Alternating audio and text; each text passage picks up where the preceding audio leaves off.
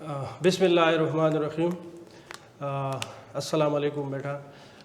पिछले टॉपिक में हमने इलेक्ट्रिक फ्लक्स के बारे में पढ़ा था और इलेक्ट्रिक फ्लक्स की मैथमेटिकल इक्वेशन लिखी थी और उसमें हमने वेक्टर एरिया और क्लोज और ओपन सरफेसेस के बारे में डिटेल से पढ़ा था। ठीक है, आज हमने इलेक्ट्रिक फ्लक्स और उसके केसेस पढ़ने, लेकिन इस टॉपिक को समझने से पहले आपको पिछले वाला जो लेक्चर है उसको देखना ज़रूरी है, क्योंकि उसमें ओपन सरफेसेस और क्लोज सरफेसेस और साथ में वेक्टर एरिया के कॉन्सेप्ट्स हैं। ठीक है, तो अगर वो आपने अच्छे तरीके से पढ़ें तो फिर ये जो आज का टॉपिक है या आज के जो केसेस हैं इलेक्ट्रिक फ्लक्स के, उसको समझना जो है वो आसान होगा। ठीक है, अच्छा, अब पहले उसी तरह मैं इक्वेशन लिख लेता हूँ। ठीक है, equation of electric flux it is equal to E dot A। ठीक है, सो इलेक्ट्रिक फील्ड इंटेंसिटी और वेक्टर एरिया, ठीक है, ये मेरे पास बराबर है E A cos of theta. ठीक है, ये सपोज करें ये मेरे पास इक्वेशन नंबर 1, इसको कंसिडर कर लें। ठीक हो गया। अच्छा, अब मेरे पास सबसे पहले है मैक्सिमम फ्लक्स, ये केस नंबर 1 है। ठीक है, तो केस नंबर 1 में केसेस में यहाँ पे मैं लिख देता हूँ केसेस। ठीक है, तो केसेस में सबसे जो पहला केस है वो है मैक्सिमम फ्लक्स। तो case number 1 is maximum flux. ठीक है, ये मैक्सिमम फ्लक्स कि ये फ्लक्स कब मैक्सिमम होता है। ठीक है, अब देखें, फॉर एग्जांपल मैं कंसिडर करता हूँ कि ये मेरे पास इलेक्ट्रिक फील्ड लाइंस की डायरेक्शन है, ये इसी तरह ये इलेक्ट्रिक फील्ड लाइंस की डायरेक्शन है। ठीक है, इलेक्ट्रिक फील्ड इंटेंसिटी की डायरेक्शन है। ठीक है, इलेक्ट्रिक फील्ड लाइंस जो है वो इलेक्ट्रिक फील्ड की डायरेक्शन शो करती है। ठीक है, तो ये सपोज मेरे पास है इलेक्ट्रिक फील्ड इंटेंसिटी। अब मैं यहाँ पे एक सरफेस रखता हूँ। ठीक है, वो सरफेस आप इस तरह, ये मैं डायग्राम बनाता हूँ। ठीक है, अब ये देखें, ये सरफेस है और ये इसी तरह ये एक सरफेस है, ये ओपन सरफेस है। ठीक है, ये तो अब यहाँ पे 3D ऑब्जेक्ट है, लेकिन इसका ये सरफेस आप कंसिडर करें। ठीक है, ये प्लेन कंसिडर करें इसको। ठीक है, तो ये देखें, ये सरफेस इस तरह है। ठीक है, ये सरफेस इस तरह है। अब देखें, अब यहाँ पे आपने इस सरफेस का क्या लेना है, वेक्टर एरिया। वेक्टर देखें, पिछले टॉपिक में मैं आपको बता चुका हूँ ना कि हमारे पास जो वेक्टर एरिया होता है ना, वेक्टर एरिया सरफेस के क्या होता है, परपेंडिकुलर होता है। ठीक है, तो इस सरफेस का जो वेक्टर एरिया होगा वो किस डायरेक्शन में होगा, वो इस डायरेक्शन में होगा। इसी तरह देखें, ये तो ये इसका वेक्टर एरिया इसे कहते हैं। तो वेक्टर एरिया हमारे पास क्या होता है, वेक्टर होता है। तो ये सरफेस के हमेशा क्या होता है, परपेंडिकुलर होता है। ठीक है, तो यहाँ पे अब हम ड्रा कर देते हैं वेक्टर एरिया की डायरेक्शन को। इसी तरह ये मेरे पास क्या है, वेक्टर एरिया की डायरेक्शन है, ये वेक्टर एरिया की डायरेक्शन। अब देखें, अकॉर्डिंग टू इक्वेशन 1 अब हम लिख सकते हैं फ्लक्स को, flux is equal to E A cos of theta. अब देखें, यहाँ पे इलेक्ट्रिक फील्ड इंटेंसिटी और वेक्टर एरिया जो है क्या है, ये पैरेलल है। वेक्टर एरिया सरफेस परपेंडिकुलर है, ये सरफेस इस तरह है। ठीक है, सरफेस और इलेक्ट्रिक फील्ड लाइन जो है वो इस तरफ से आ रही है, ऐसे ये सरफेस है और इलेक्ट्रिक फील्ड लाइन इस तरह आ रही है। तो सरफेस जो है ना वो परपेंडिकुलर है, सरफेस इलेक्ट्रिक फील्ड इंटेंसिटी के इलेक्ट्रिक फील्ड लाइन्स के परपेंडिकुलर है। लेकिन सरफेस का जो नॉर्मल होता है, जिसे आप वेक्टर एरिया कहता है, वो क्या है, इलेक्ट्रिक फील्ड लाइंस के पैरेलल है। तो यहाँ पे मैं ये कह सकता हूँ कि vector area and electric field lines they are parallel. ठीक है, ये क्या है, ये पैरेलल है। तो अकॉर्डिंग टू इक्वेशन 1 जब पैरेलल हो तो मींस यहाँ पे जो एंगल है theta is equal to 0 degree, angle 0 degree का होगा। ठीक है, तो यहाँ पे आप equation 1 implies that E A cos of ये 0 डिग्री, थीटा की जगह आप 0 डिग्री पुट करें। ठीक है, तो ये मेरे पास है E A cos of 0 degree, मेरे पास क्या है 1। तो मेरे पास ये flux, electric flux is equal to E A। अब ये देखें, ये मेरे पास केस है मैक्सिमम फ्लक्स का। मैक्सिमम फ्लक्स कब होगा कि हमारे पास वेक्टर एरिया, याद रखें वेक्टर एरिया और इलेक्ट्रिक फील्ड लाइंस क्या हो, ये पैरेलल हो। तो ये मेरे पास होती है, it is a case of maximum flux हो, ये मेरे पास है मैक्सिमम फ्लक्स। ठीक है, ये केस नंबर 1 मैक्सिमम फ्लक्स। इसके बाद मैंने अब बताना है मिनिमम फ्लक्स, के फ्लक्स मिनिमम कब होगा। ठीक है, वो केस नंबर 2 है।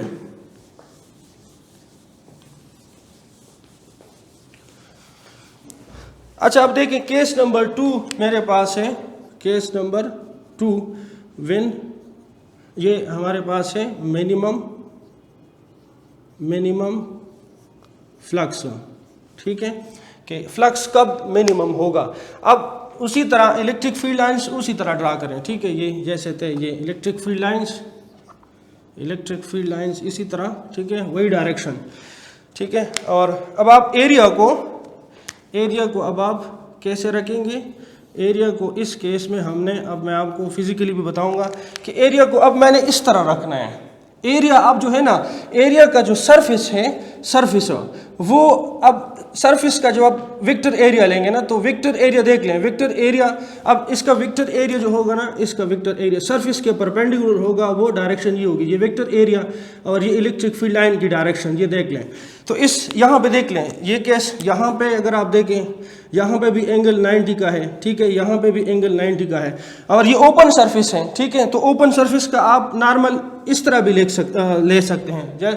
पहले मैंने आपको बताया था कि हमारे पास जो प्लेन या जो 2D सरफेसेस होते हैं वो ओपन सरफेस होते हैं, और उसके दोनों आप नॉर्मल जो है वो ले सकते हैं।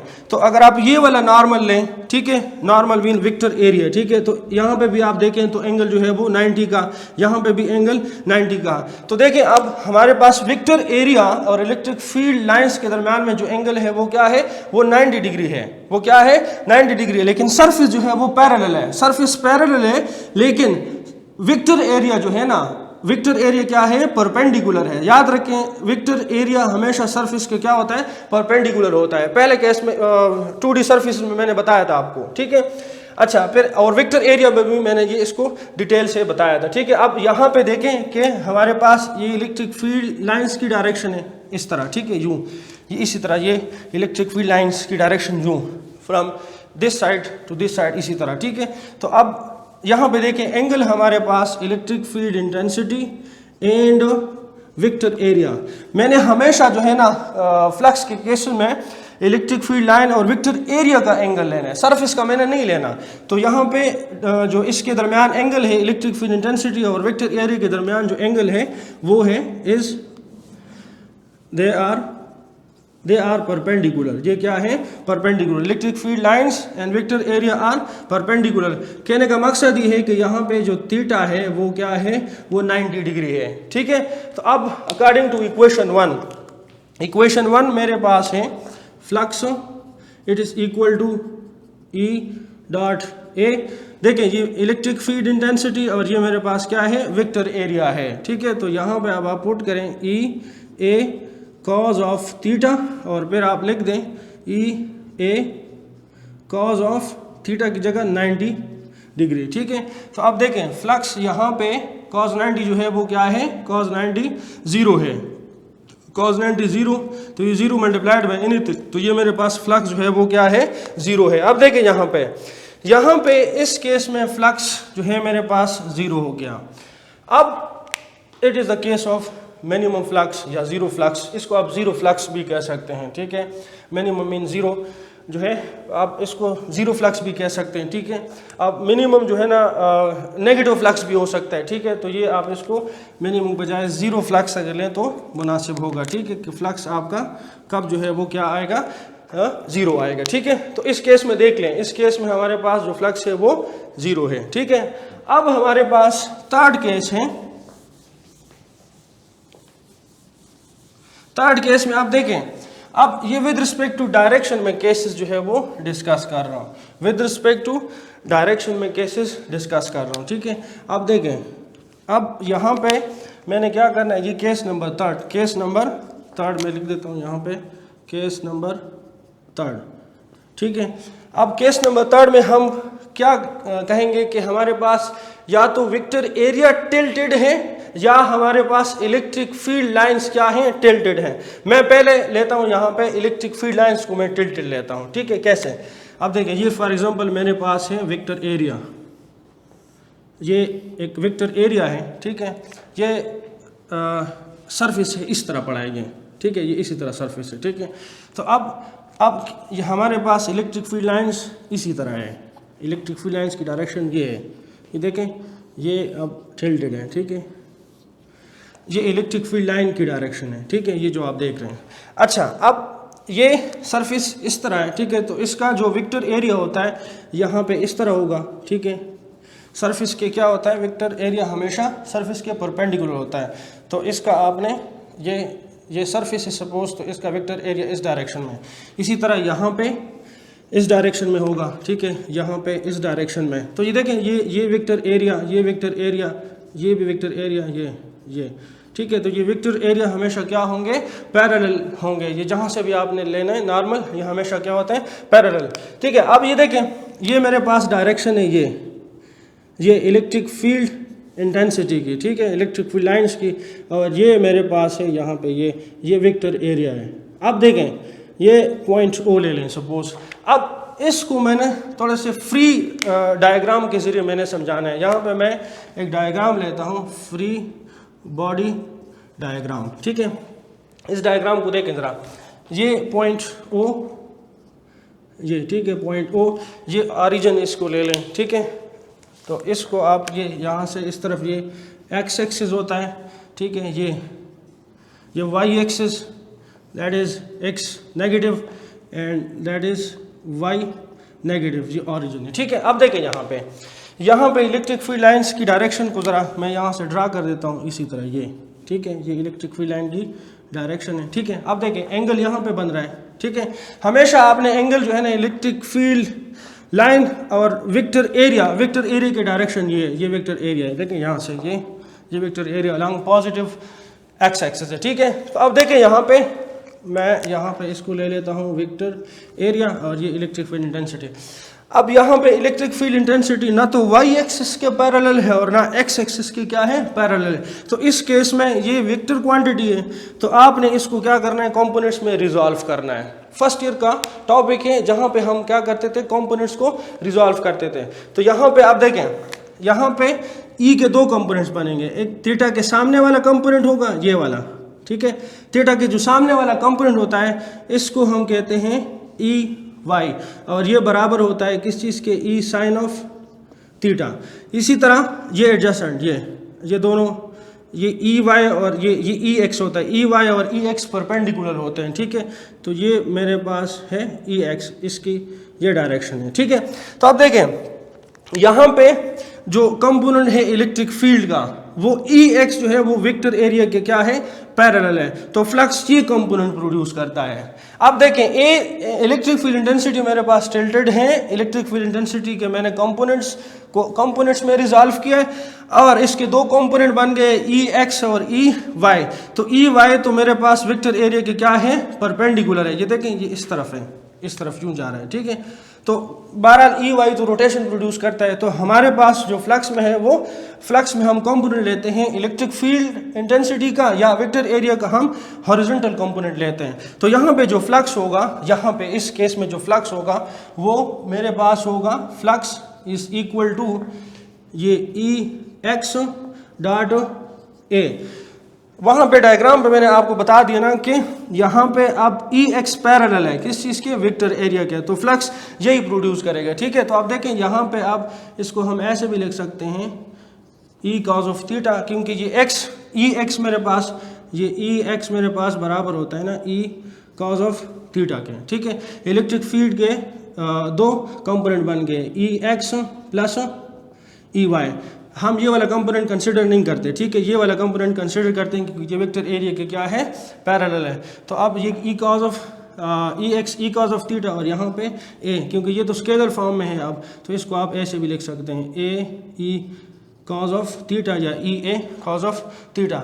ये जब आपके पास क्या हो, इलेक्ट्रिक फील्ड इंटेंसिटी क्या हो, टिल्टेड हो। अब फॉर एग्जांपल थीटा की कोई भी वैल्यू हो सकती है ना। अब यहाँ से अगर मैं देखूँ तो यहाँ से मुझे यही लग रहा है ना कि ये एंगल जो है कितना है, 45 डिग्री है या 40 डिग्री होगा। तो यहाँ पे आप वो थीटा पुट करेंगे, ठीक है, तो आपके पास फ्लक्स की वैल्यू आएगी, ठीक है। और अब इसके बाद है ना, फॉर एग्जांपल अब ये तो इलेक्ट्रिक फील्ड टिल्टेड है, अब मैं ये देखता हूँ ना कि एरिया मेरे पास टिल्टेड हो तो फ्लक्स कैसे आएगा, ठीक है। अब इस केस में, केस नंबर 4 में मेरे पास जो है वो वेक्टर एरिया अब क्या है बेटा, टिल्टेड है, ठीक है। तो अब वेक्टर एरिया जब टिल्टेड हो, ठीक है, अब फॉर एग्जांपल मेरे पास अब ये इलेक्ट्रिक फील्ड इंटेंसिटी, ये इलेक्ट्रिक फील्ड लाइंस, ठीक है, ये ठीक है, ये वो डायरेक्शन में ले रहा हूँ। और मेरे पास एरिया जो है ना तो ऐसे है और ना इस तरह है, ठीक है ना। एरिया अब मतलब ना ऐसे है एरिया और ना इस तरह है, ये वाला केस और ये वाला केस अब हमने डिस्कस कर दिया। अब मेरे पास बेटा एरिया इस तरह है, एरिया इस तरह है, ठीक है। अब एरिया जब इस तरह, फॉर एग्जांपल अब मैं एरिया टिल्टेड है, ठीक है, ये देखें, अब मैं यहाँ पे ड्रा कर देता हूँ थोड़ा सा, ये कोशिश करता हूँ, ठीक है, ये एरिया टिल्टेड है, ठीक है, ये इस तरह है सपोज, ठीक है। अब बेटा इसका जो होगा नॉर्मल यहाँ से जो होगा ना वो, अब यहाँ से आप ले सकते हैं, यहाँ से ले सकते हैं, वो इस तरफ होगा यूँ स्ट्रेट, ठीक है, यहाँ से भी इसी तरह ये स्ट्रेट, ये वेक्टर एरिया और ये वेक्टर एरिया हमेशा क्या होते हैं, पैरेलल होते हैं, ठीक है। अब यहाँ पे एंगल देखें, यहाँ पे ये एंगल, क्योंकि आपने इलेक्ट्रिक फील्ड इंटेंसिटी या इलेक्ट्रिक फील्ड लाइन और वेक्टर एरिया के साथ जो एंगल है उसको देखना है और उसके रिस्पेक्ट आपने कंपोनेंट्स जो है वो बनाने हैं, ठीक है। अब यहाँ पे अब एरिया, वेक्टर एरिया देखें, वेक्टर एरिया जो है ना वो ना तो अलोंग एक्स एक्सिस है और ना अलोंग वाई एक्सिस है। अब यहाँ पे वेक्टर एरिया के कंपोनेंट्स बनेंगे। अब ये वेक्टर एरिया ठीक है, और ये इलेक्ट्रिक फील्ड, ये जो है या ये, ठीक है, ये इलेक्ट्रिक फील्ड इंटेंसिटी की डायरेक्शन है, ठीक है। अब ये फॉर एग्जांपल अगर मैं पॉइंट ले लूँ, ये वाला, ये पॉइंट ओ ले लेता हूँ, ठीक है। अब इसका मैंने यहाँ पे फ्री बॉडी डायग्राम बनाना है, जैसे मैंने इससे पहले केस में कहा कि इलेक्ट्रिक फील्ड इंटेंसिटी टिल्टेड है, तो इसका अब मैंने फ्री बॉडी डायग्राम बनाना है, यहाँ पे फ्री बॉडी डायग्राम, ठीक है। आप इसको देखें, इसी केस को, यहाँ पे ये ओ, पॉइंट ओ, ठीक है, और ये मेरे पास X axis positive X, negative X, positive X, negative X, ये ओरिजिन, ठीक है, और ये मेरे पास वाई पॉजिटिव, ठीक है, और ये मेरे पास वाई नेगेटिव, ठीक हो गया। अब यहाँ पे ये देखें, इसी तरह ये वेक्टर एरिया है, इसी तरह ये वेक्टर एरिया, ठीक है, और ये जो है डायरेक्शन, ये वाली लाइन में ले लेता हूँ, इधर ये इलेक्ट्रिक फील्ड लाइन एक ही लाइन में ले लेता हूँ, ठीक है, ये इलेक्ट्रिक फील्ड लाइन, ये रेड से मैं ड्रा कर रहा हूँ, ये एक electric field line electric field intensity की डायरेक्शन है, ठीक है। अब यहाँ पे थीटा यहाँ पे है, तो अब आपने वेक्टर एरिया के कंपोनेंट जो है वो क्या करने हैं, रिजॉल्व करने हैं। तो अब यहाँ पे दो कंपोनेंट्स बनेंगे, जैसे इलेक्ट्रिक फील्ड वेक्टर क्वांटिटी है तो उसके दो कंपोनेंट्स थे, इसी तरह वेक्टर एरिया के दो कंपोनेंट्स होंगे। थीटा के सामने वाला जो होता है वो ए वाई होता है, ये वाला, ठीक है, और ये जो कंपोनेंट होता है, ठीक है, ये मेरे पास होता है ये ए एक्स, यहाँ पे मैं ऐसे लिख देता हूँ ए एक्स, ठीक है, ये क्योंकि यहाँ पे 90 का एंगल बन रहा है, ठीक है, ये परपेंडिकुलर होते हैं, ई एक्स और ई वाई हमेशा क्या होते हैं, परपेंडिकुलर होते हैं, ठीक है। आप ए एक्स को आप इधर भी ले सकते हैं इसी तरह, ठीक है।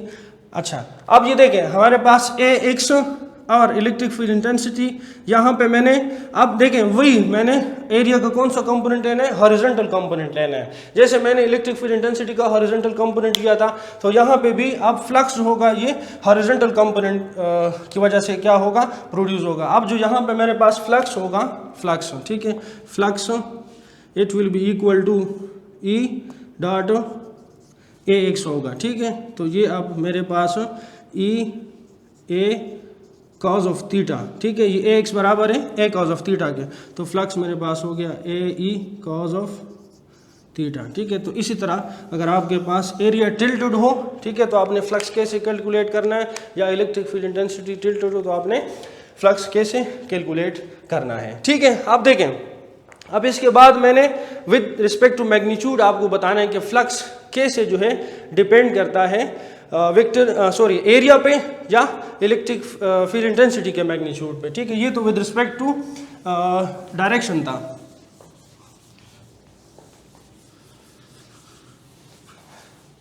अब फॉर एग्जांपल मेरे पास है ये इलेक्ट्रिक फील्ड लाइंस, अब ये विद रिस्पेक्ट टू मैग्नीट्यूड आपको मैं बता रहा हूँ, ठीक है। तो ये इलेक्ट्रिक फील्ड लाइन की डायरेक्शन है सपोज, ठीक है। और यहाँ पे मैं एक एरिया ले लेता हूँ, सपोज ये एरिया है, ठीक है ये। तो यहाँ पे देखें, यहाँ पे इसका जो फ्लक्स है field lines per unit this area, ये एरिया इस तरह है बेटा, ठीक है, एरिया इस तरह है। तो ये फील्ड लाइंस इसी तरह है, ये फील्ड लाइंस इसी तरह है, ये इसी तरह ये इसमें से एंटर हो रही है एरिया में से, ठीक है। तो अब देखें यहाँ पे जो फ्लक्स है, फ्लक्स वो 3 यूनिट्स हैं, 1 2, फील्ड लाइंस 2 पास हो रही हैं, ठीक है। अब देखें एरिया मैं इंक्रीज कर देता हूँ, ये जब आप एरिया इंक्रीज करते हैं, ठीक है, तो फील्ड लाइंस को कांस्टेंट रखें, intensity of the electric field को कांस्टेंट रखें, तो ये अब देखें ये स्पेसिंग जो है वो इक्वल होगी, electric field lines constant, spacing जो है वो इक्वल। अब यहाँ पे आप देखें, तो अब ये एरिया बढ़ाने से, अब देखें यहाँ पे जो फ्लक्स है, यहाँ पे फ्लक्स 3 यूनिट्स था और यहाँ पे फ्लक्स 1 2 3 4, तो यहाँ पे फ्लक्स मेरे पास क्या है 4 यूनिट्स हैं। तो एरिया बढ़ाने से मैग्नीट्यूड ऑफ द एरिया वो बढ़ाने से, डायरेक्शन तो सेम है, magnitude of the area direction यहाँ पे ऐसे, यहाँ पे भी इस तरह है, ठीक है, लेकिन एरिया का मैग्नीट्यूड मैंने बढ़ा दिया है। तो एरिया का मैग्नीट्यूड बढ़ाने से फ्लक्स क्या हो गया, इंक्रीज हो गया। तो हम ये कह सकते हैं कि flux is proportional to the magnitude of area, ठीक है, इक्वेशन नंबर 1 सपोज, ठीक है। अब दूसरे केस में, अच्छा याद रखें, इस केस में हमारे पास इलेक्ट्रिक फील्ड लाइंस हो, कांस्टेंट एरिया कांस्टेंट, ठीक है, तो फ्लक्स जो है वो प्रोपोर्शनल है मैग्नीट्यूड ऑफ द एरिया, ठीक है, डायरेक्शन सेम है इलेक्ट्रिक फील्ड इंटेंसिटी की भी और उसकी भी, ये वेक्टर सरफेस की, ठीक है। आप देखें, अब दूसरे केस में मैंने ये बताना है कि अगर फॉर एग्जांपल एरिया कांस्टेंट हो, ठीक है, ये उसी तरह ये एरिया है और फील्ड लाइंस यहाँ पे इसी तरह ये, ठीक है, फील्ड लाइंस यहाँ पे 3 lines per unit this area है, ठीक है। तो ये मेरे पास है फ्लक्स यहाँ पे 3, ठीक है। अब मैं क्या करता हूँ, एरिया को मैं कांस्टेंट रखता हूँ, एरिया को मैं क्या रखता हूँ बेटा, उसका मैग्नीट्यूड मैं कांस्टेंट रखता हूँ, और फील्ड लाइंस की स्पेसिंग जो है वो हम कम कर देते हैं। तो कहने का मकसद ये है, जब आप स्पेसिंग कम करते हैं तो स्पेसिंग कम करने से इलेक्ट्रिक फील्ड इंटेंसिटी जो है उसकी मैग्नीट्यूड जो है वो बढ़ जाती है। तो यहाँ पे फ्लक्स 3 है और यहाँ पे फ्लक्स देख लें, यहाँ पे फ्लक्स मेरे पास है 1 2 3 4 5, तो field lines per unit this area वो 5 है। अब देख लें, एरिया अगर कांस्टेंट है तो फ्लक्स डिपेंड करता है किस चीज़ पे, इलेक्ट्रिक फील्ड लाइंस पे, इलेक्ट्रिक फील्ड लाइंस की स्ट्रेंथ पे क्या करता है, इलेक्ट्रिक फील्ड इंटेंसिटी पे क्या करता है, डिपेंड करता है। तो मैग्नीट्यूड बढ़ाने से, इसका मैग्नीट्यूड बढ़ाने से, इलेक्ट्रिक फील्ड लाइंस का मैग्नीट्यूड बढ़ाने से, इलेक्ट्रिक फील्ड इंटेंसिटी का मैग्नीट्यूड बढ़ाने से फ्लक्स जो है वो क्या हो गया, इंक्रीज हो गया। तो flux is proportional to magnitude of the electric field intensity, ठीक है। तो इसी तरह फ्लक्स हमारे पास एरिया और इलेक्ट्रिक फील्ड इंटेंसिटी भी डिपेंड करता है, और फ्लक्स हमारे पास एंगल पे भी डिपेंड करता है। जैसे मैंने बता दिया ना कि इस केस में फ्लक्स जो है वो क्या है, मैक्सिमम है। फॉर एग्जांपल फील्ड लाइन जो है वो इस, अगर आप एरिया को इस तरह कर दें, ठीक है, तो हमारे पास फ्लक्स जो है फिर वो 0 हो जाता है, ठीक है। तो फ्लक्स डिपेंड करता है एंगल पे भी, ठीक है। तो हम ये कह सकते हैं कि flux is proportional to area and electric field intensity. तो flux is equal to EA cos of theta. ये तो उसके लिहाज से था, मैग्नीट्यूड के लिहाज से जो है वो मैं समझाना चाहता था, ठीक। अच्छा बेटा, अब हम देख लेते हैं फ्लक्स का इक्वेशन में लिखता हूँ, इलेक्ट्रिक फ्लक्स वो है मैं स्केलर फॉर्म में लिख देता हूँ, ठीक है। ये E डॉट ए बराबर है EA cos ऑफ थीटा के, ठीक है।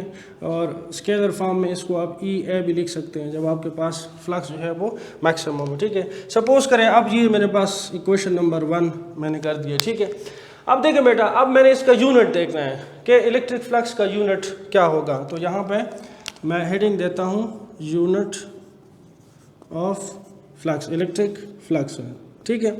अब यहाँ पे इक्वेशन 1 जो है, flux is equal to EA, तो यहाँ पे इलेक्ट्रिक फील्ड इंटेंसिटी जो है इसका यूनिट न्यूटन पर कूलम होता है, और वेक्टर एरिया जो है, एरिया का जो मैग्नीट्यूड है वो मीटर स्क्वायर। तो इसका यूनिट हमारे पास है न्यूटन मीटर स्क्वायर पर कूलम, ये इस यूनिट है हमारे पास, ठीक है। लेकिन बाज़ मरतबा एंट्री टेस्ट में जो है एक MCQ आता है कि दूसरा एक यूनिट जो है वो अक्सर, तो यहाँ से वो भी मैं आपको बता देता हूँ। ये तो SI यूनिट है, ठीक है, ये SI यूनिट है, ठीक है, ये याद रखें। अब यहाँ पे फॉर एग्जांपल अब ये इक्वेशन, इसको ऐसे न्यूटन, ये मीटर को, मीटर स्क्वायर को मैं लिख सकता हूँ मीटर इनटू मीटर, ठीक है, और डिवाइडेड बाय कूलम, ठीक है। अब इसको देखें ज़रा, ये न्यूटन इनटू मीटर, ये मेरे पास बराबर है जूल के, ठीक है। तो ये इसकी जगह Newton into metre joule divided by coulomb, ठीक है, इनटू ये मीटर। अब जूल पर यूनिट कूलम, ये मेरे पास बराबर है किस चीज़ के, वोल्ट के। तो वोल्ट इनटू मीटर, ये एक दूसरा यूनिट है, ठीक है, ये भी याद रखें कि इलेक्ट्रिक फ्लक्स का यूनिट वोल्ट इनटू मीटर भी है, ठीक है। अब इसका डायमेंशन हम फाइंड करते हैं कि इलेक्ट्रिक फ्लक्स का अगर आ जाए डायमेंशन, तो डायमेंशन आपने कैसे जो है वो फाइंड आउट करने हैं, ठीक है। तो यहाँ पे डायमेंशन फाइंड करने के लिए आपको फार्मूला जो है वो याद रहना चाहिए, ठीक है। तो यहाँ पे डायमेंशन भी इसका हम देख लेते हैं, ठीक है, कि डायमेंशन जो है इसका कैसे फाइंड आउट करते हैं, ठीक है। अब flux is equal to EA। अब ये देखें इलेक्ट्रिक फील्ड इंटेंसिटी ये बराबर है न्यूटन पर कूलम और ये मीटर स्क्वायर, ठीक है। तो न्यूटन फोर्स, इसका जो डायमेंशन है वो इस फार्मूले से आप फाइंड करते हैं, F is equal to MA, ठीक है। तो ये मास को डायमेंशन एनालिसिस में कैपिटल M और ये L T⁻⁻², ठीक है। तो ये न्यूटन की जगह आप ये रिप्लेस करें इधर, ठीक है। तो यहाँ पे ये M L T⁻⁻² और ये मीटर स्क्वायर, ये L स्क्वायर। डायमेंशन एनालिसिस में हम मीटर स्क्वायर कैपिटल L से डिनोट करते हैं लेंथ जो है, ठीक है, मीटर स्क्वायर, तो ये L स्क्वायर हो जाएगा, ठीक है। तो डिवाइडेड बाय कूलम। तो कूलम, अब देखें इसको आप ज़रा, current is equal to, electric current is equal to charge per unit time होता है, ठीक है। तो इसको क्रॉस मल्टीप्लिकेशन ले लें यहाँ से, तो ये charge is equal to I into T, ठीक है।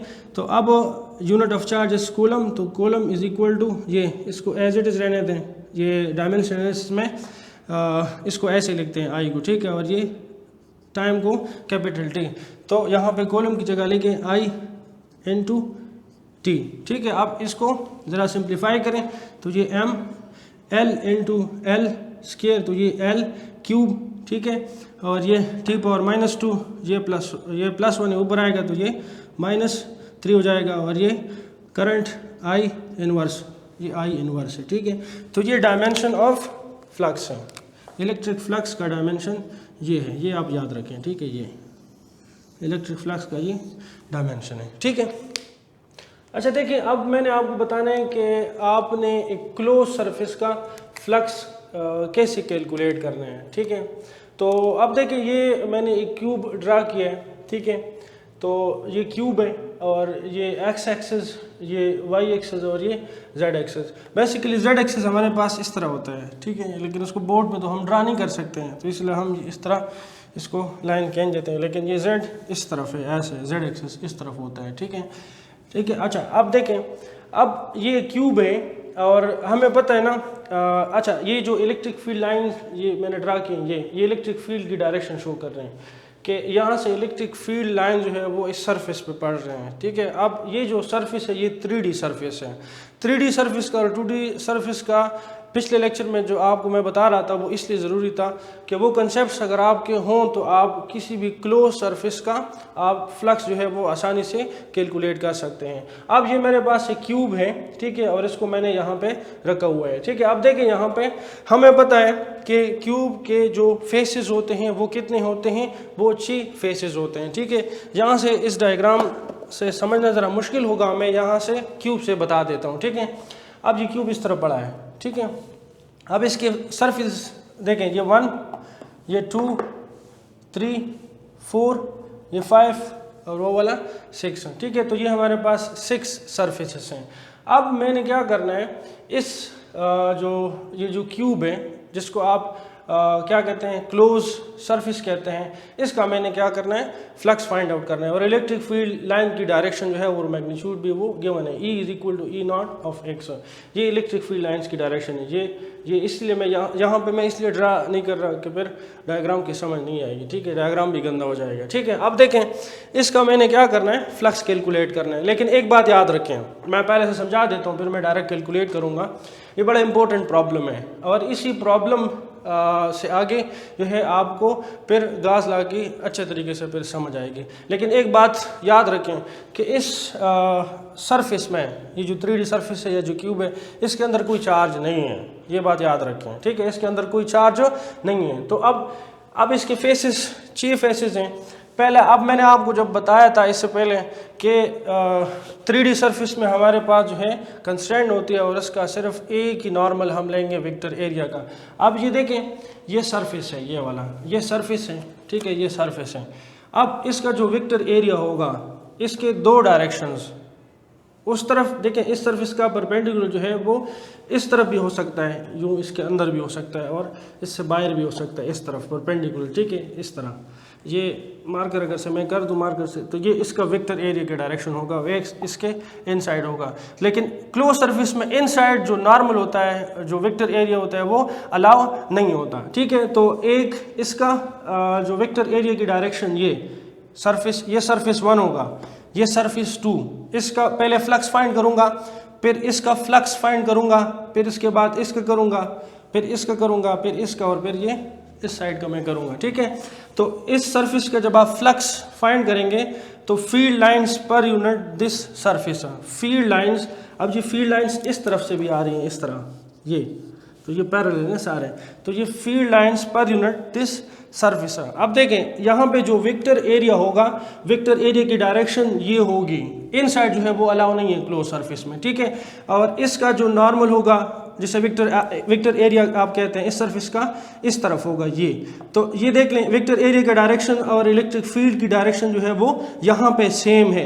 यहाँ पे अगर देखें तो यहाँ पे वेक्टर एरिया और इलेक्ट्रिक फील्ड की डायरेक्शन जो है वो ऑपोजिट है। तो यहाँ पे इस केस में, इस सरफेस में अगर आप देखें तो वेक्टर एरिया और इलेक्ट्रिक फील्ड लाइन्स के दरमियान में एंगल 180 का बन रहा है, यहाँ पे एंगल जो है वो 0 डिग्री का बन रहा है, ठीक है। अब यहाँ पे अगर आप देखें तो इस सरफेस का जो नॉर्मल होगा, वेक्टर एरिया, वो इस तरफ होगा।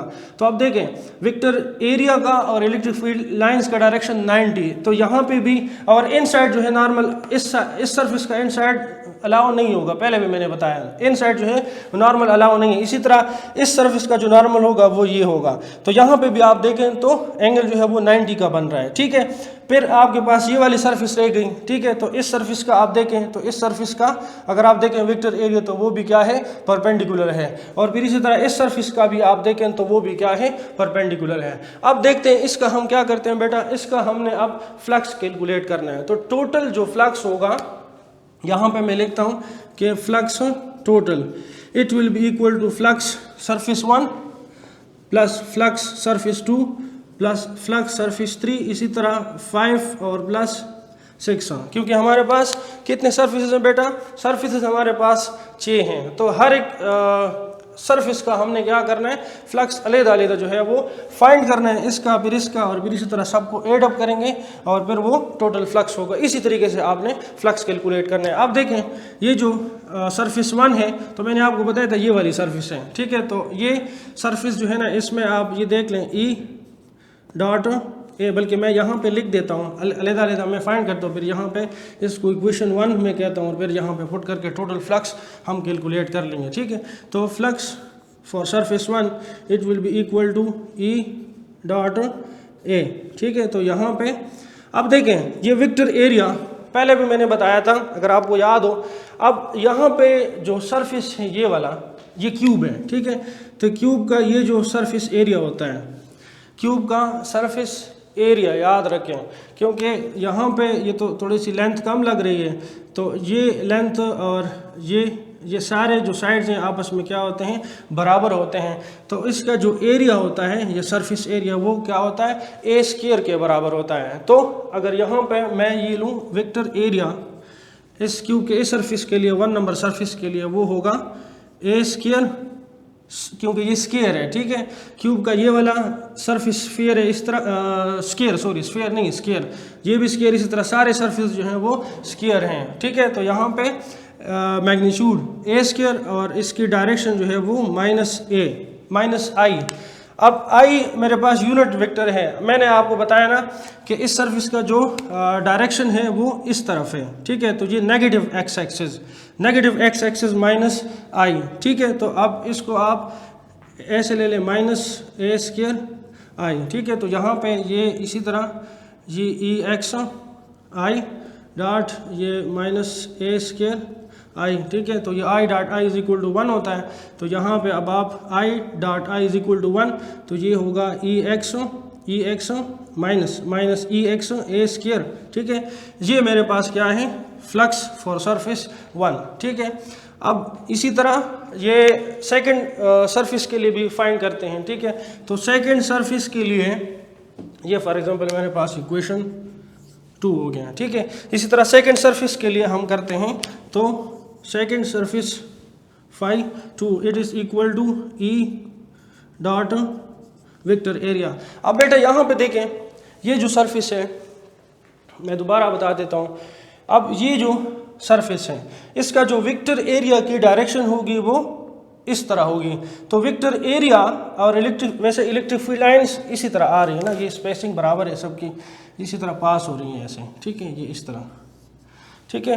तो अब देखें यहाँ पे, अब इस सरफेस का फ्लक्स फाई 2, तो इसका जो वेक्टर एरिया है वो ये डायरेक्शन है। तो वेक्टर एरिया का डायरेक्शन देख लें और इलेक्ट्रिक फील्ड लाइंस का डायरेक्शन ये सेम है। वेक्टर एरिया भी अलॉन्ग एक्स एक्सिस है और इलेक्ट्रिक फील्ड लाइंस भी अलॉन्ग क्या है, पॉजिटिव एक्स एक्सिस है, ठीक है। तो अब फ्लक्स 2 मेरे पास है, ये होगा ई एक्स आई, ठीक है, वो गिवन है। E is equal to E naught या ई एक्स सपोज, ठीक है, यहाँ पे नॉट लिख दें, यहाँ पे भी नॉट लिख दें, ठीक है। अब ये जो है मेरे पास ये होगा ए स्केयर आई होगा, देखिए ना यहाँ पे। अब ये जो आई डायरेक्शन को शो कर रहे हैं along X axis, positive x axis है, तो ये पॉजिटिव आई, ठीक है। तो यहाँ पे आप dot product I dot I हमारे पास 1 होता है, तो ये आप E not X into A square, तो ये पॉजिटिव फ्लक्स हो गया, देखें ये प्लस और ये हमारे पास है नेगेटिव।